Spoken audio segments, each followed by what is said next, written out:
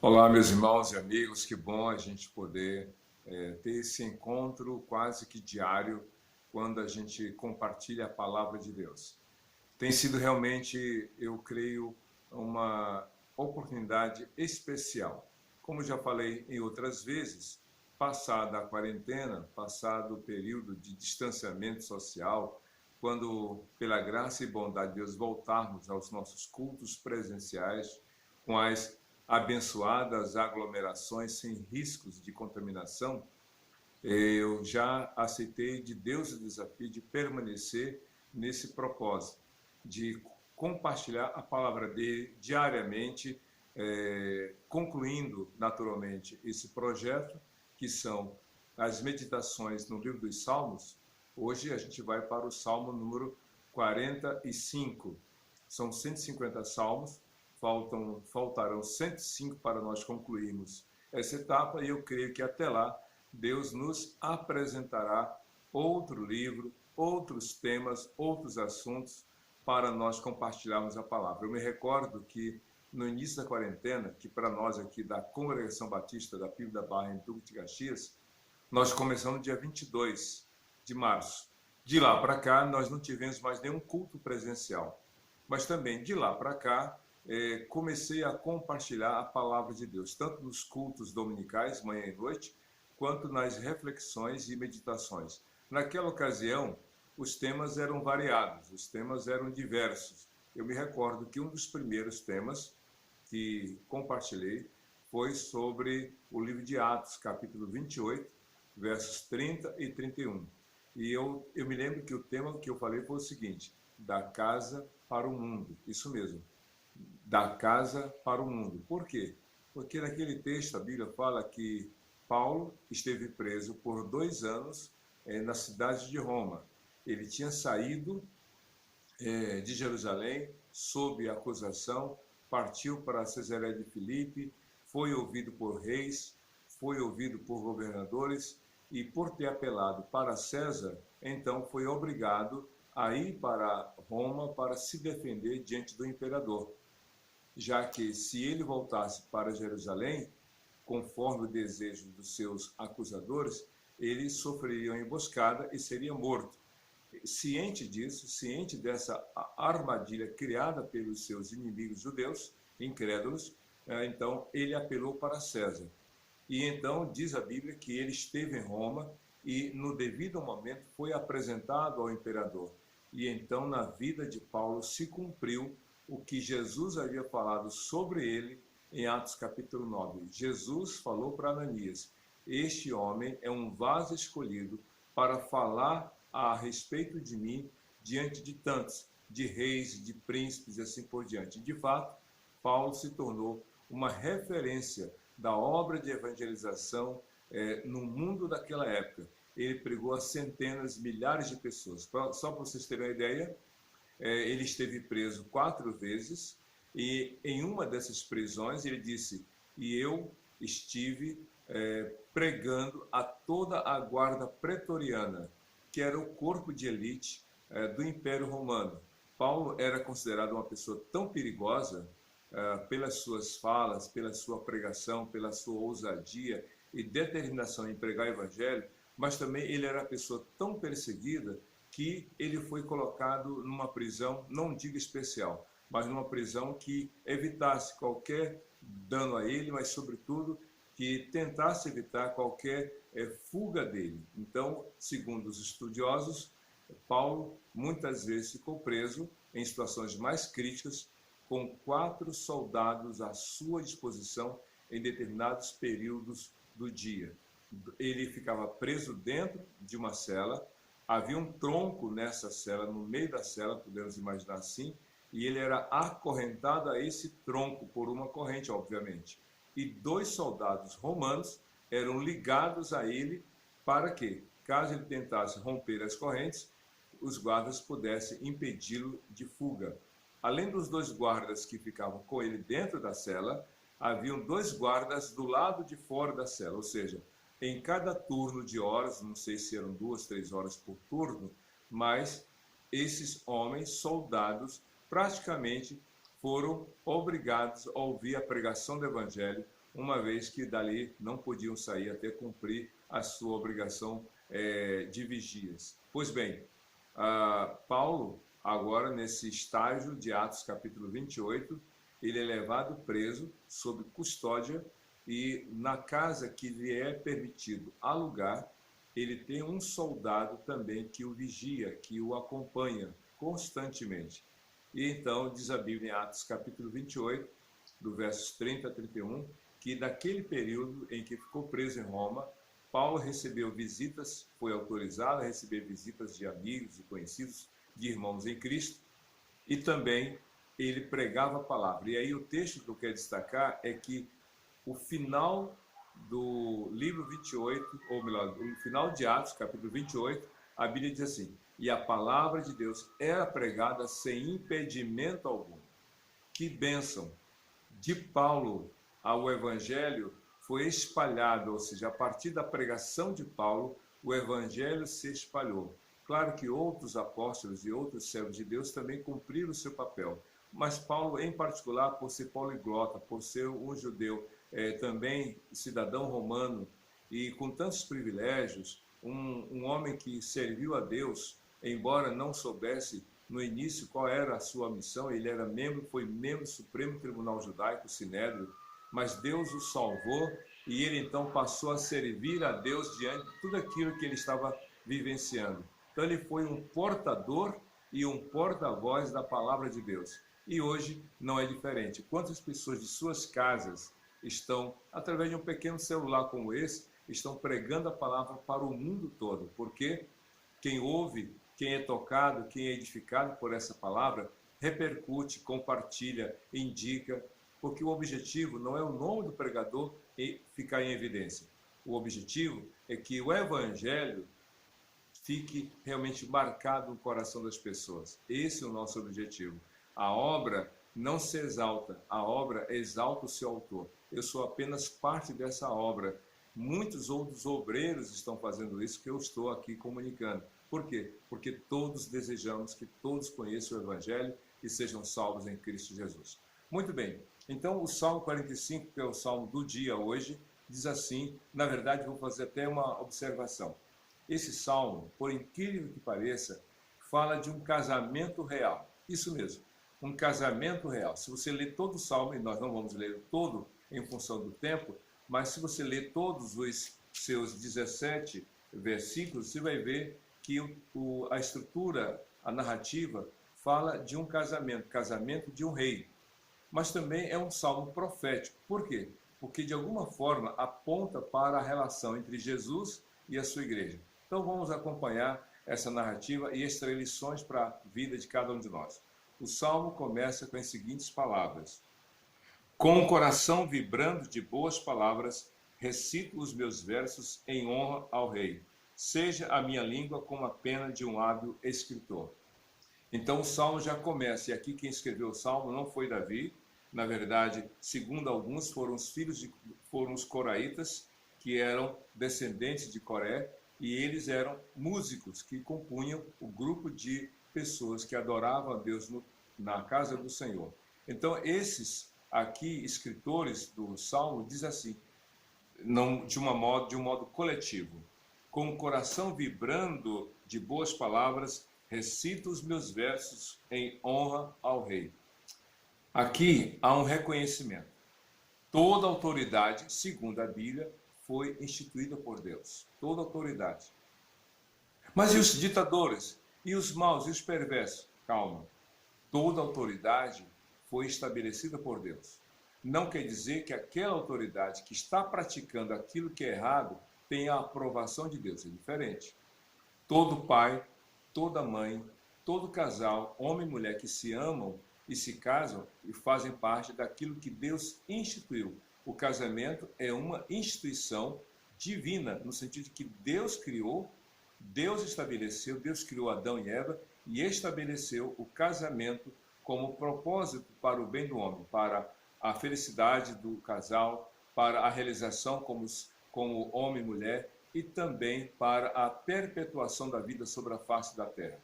Agora, como o casal se relaciona, como o casal se comunica, aí é outra história. Então, toda autoridade foi estabelecida por Deus. É o que a Bíblia fala nas palavras de Paulo aos Romanos, capítulo 13. Toda autoridade. Agora, como exerce a autoridade, aí é outro expediente. Vamos chegar lá.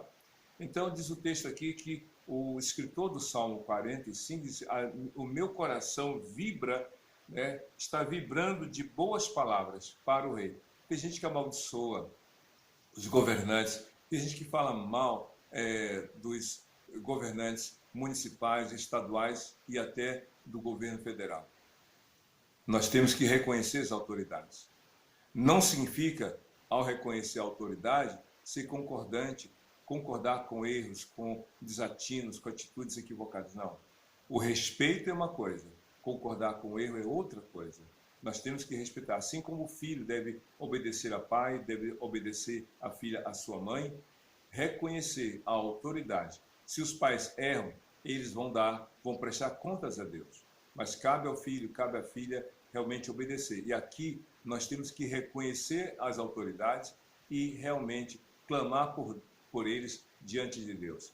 Mas aqui diz o texto no verso 2: És dos homens o mais notável, derramou-se graça em teus lábios, visto que Deus te abençoou para sempre. Além de falar bem do rei, o escritor do Salmo 45, ou escritores, também reconhecem a mão de Deus sobre ele. Naquela época, o rei não era uma questão de ser ditador, mas o rei, como todos os reis daquela época, exercia 3 poderes que hoje são divididos. A república tem 3 poderes que dão condições de uma democracia funcionar. O poder legislativo, que cria as leis, o poder executivo, que as executa, e o poder judiciário, que julga o cumprimento delas. Pois bem, são poderes distintos, cada um no seu quadrado, como dizem, e cada um respeitando o outro e agindo de acordo com as demandas estabelecidas. Naquela época, não. Na época dos escritores do Velho Testamento, principalmente, como também até do Novo Testamento, o rei tinha esses 3 poderes em suas mãos. Ele criava as leis, ele as executava e, ao mesmo tempo, ele as julgava no seu cumprimento. Era muito poder na mão de uma pessoa, mas assim era o costume da época. Mas aqui, diz o texto, além de desejar falar coisa boa sobre o rei, o escritor reconhece as bênçãos de Deus sobre a vida dele. Que coisa maravilhosa!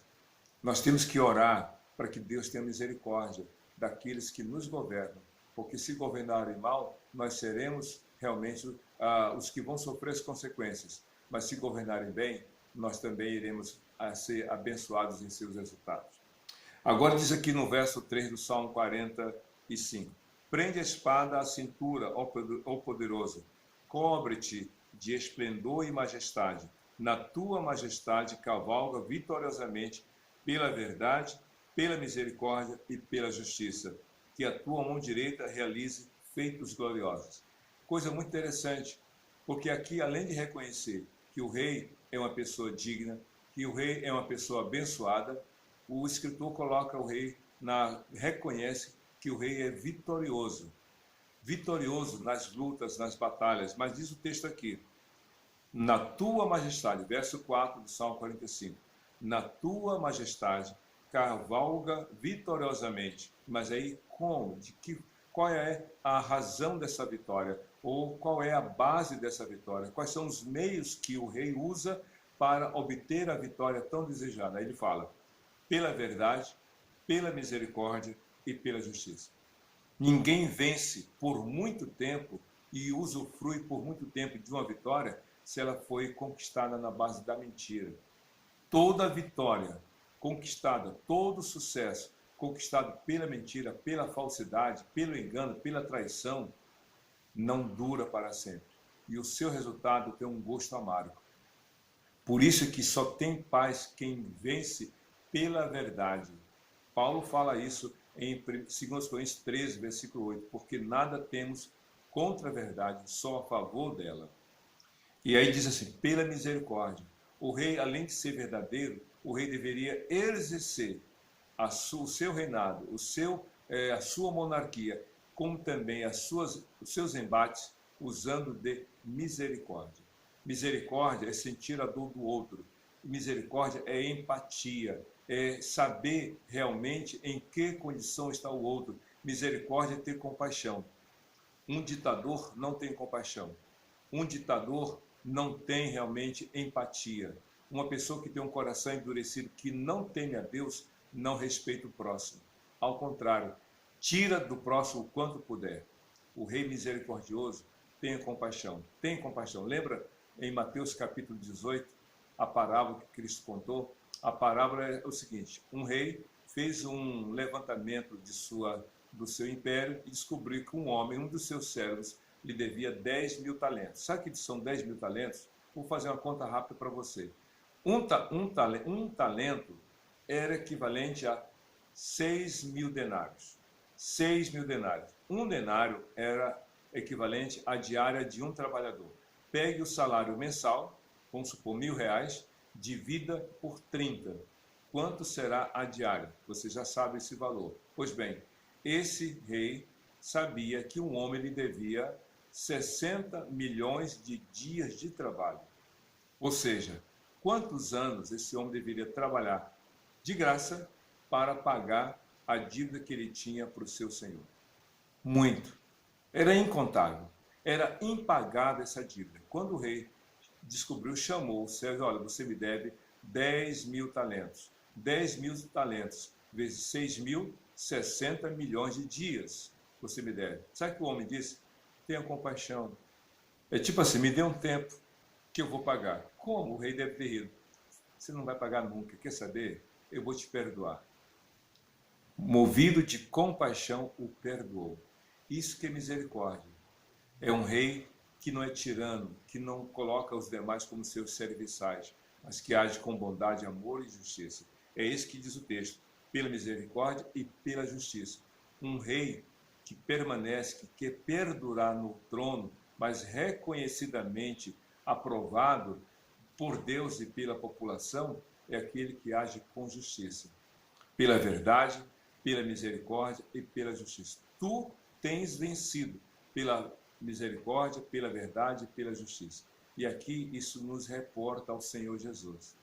Jesus veio como servo sofredor, veio, nasceu, foi posto numa estrebaria, numa manjedoura, foi criado num ambiente de escassez, foi carpinteiro, sujeitou-se a pai e mãe, foi obediente em tudo, e diz a Bíblia que ele entrou em Jerusalém montado num jumentinho para dar a simbologia do seu reinado, que não é pela força humana, não é pelo brilho humano, mas pela graça, misericórdia e bondade.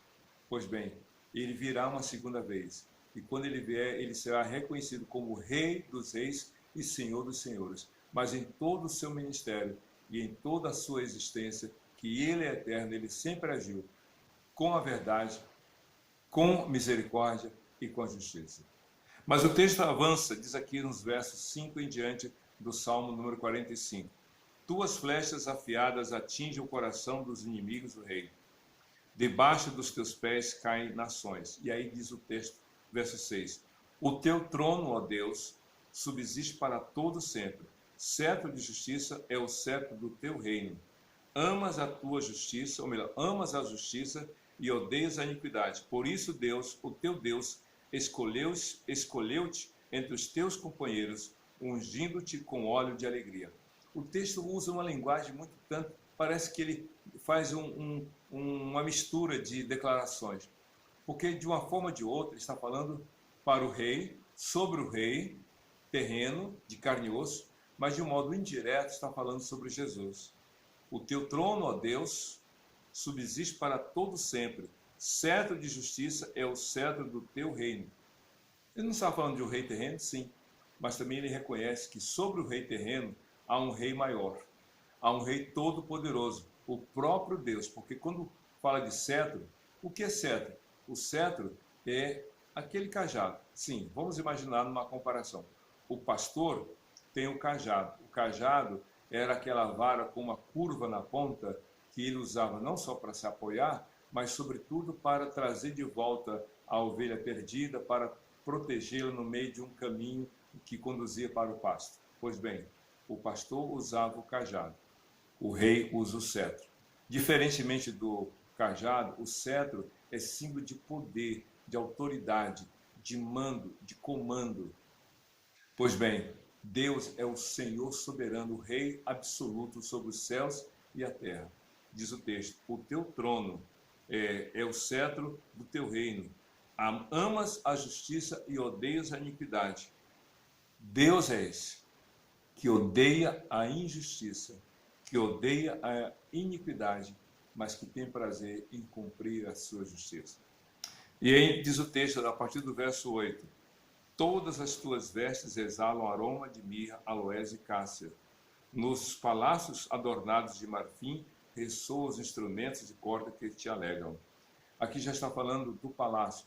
Acabe, que foi um dos piores reis do Reino do Norte, cuja capital foi Samaria, construiu um palácio de marfim. Por quê? Era um palácio construído com pedras, mas era coberto com pequenas placas de marfim. Logo, então, denominou-se o palácio feito de marfim. Como lá em Petrópolis tem o palácio de cristal, onde tem as armações de ferro e tem as suas, a parte, não tem paredes de concreto, mas de cristal. Daí o nome Palácio de Cristal. O Palácio de Marfim era um lugar belo, bonito, adornado, caro, porque era feito de marfim, e marfim era feito exatamente tirado das presas, né, do elefante. Então essas presas eram tiradas e aí eram cortadas e em pequenas placas, e as paredes do palácio eram cobertas de marfim. Pois bem, está falando daquilo que está reservado para o rei, esse lugar íntimo, esse lugar para a sua vida pessoal, individual, e a sua vida conjugal. É por isso que diz aqui, a partir do verso 9, já falando da futura esposa: filhas de reis estão entre as mulheres da tua corte. À tua direita está a noiva real, enfeitada de ouro puro de Ofir. Percebeu?